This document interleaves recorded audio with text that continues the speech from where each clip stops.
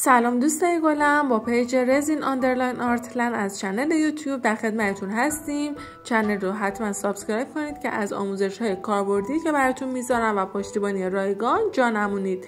بریم برای آموزش یک سینی جذاب و ترند رزینی که هم خیلی راحته هم خیلی شیک.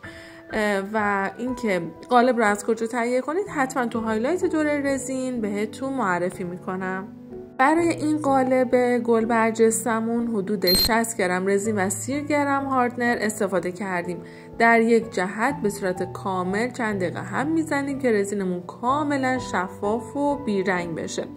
موقعی که این کار کردیم میایم یه ورق طلا استفاده میکنیم، میریزیم داخل رزین. نیازی نیست قبلش خورد کنیم چون موقع هم زدن خودش خورد میشه.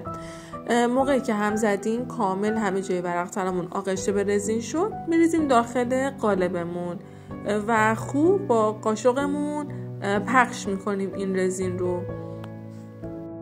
فقط دقت کنید که ورق طلا و رزین به همه جای کار برسه.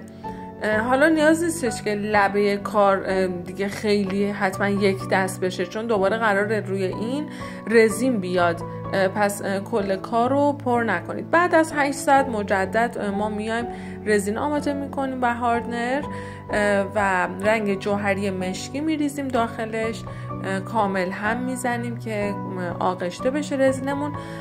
حالا میایم از رنگ کروم استفاده میکنیم. رنگ کروم یه رنگ خیلی شاین جذابی داره، تو رنگ‌های مختلفی موجوده: سبز، قرمز، آبی، بنفش.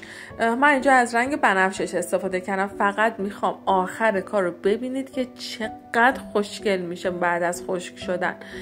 دوباره کل کار رو پوشش میدیم و فندک اتمی میگیریم حبابگیری بشه و بعد از 24 ساعت فقط ببینید چه بافت شاین جذابی رو به همون میده.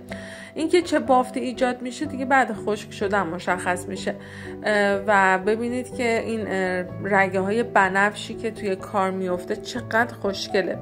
بعد از این کار چون که گل برجسته روی کار داریم، از همون کرومی که استفاده کردیم، حالا اگه آبی بوده، قرمز بوده یا هرچی، من اینجا از بنفش استفاده کردم، میام از یه قلمو خشک به پودر کرومم آغشته میکنم و همینجوری که میبینید روی گل برجسته ها میزنم. میگم حالا هر رنگی که استفاده کردید میتونید از همون کروم هم برای گل برجستش استفاده کنید که خیلی خوشگل میشه و با دستمال مرطوبم پاک کنید که دیگه یه گل برجسته خوشگل داشته باشید و سینیتون رو تمیز میکنید باهاش و در نهایت اتمام کار رو مشاهده میکنید به همین قشنگی.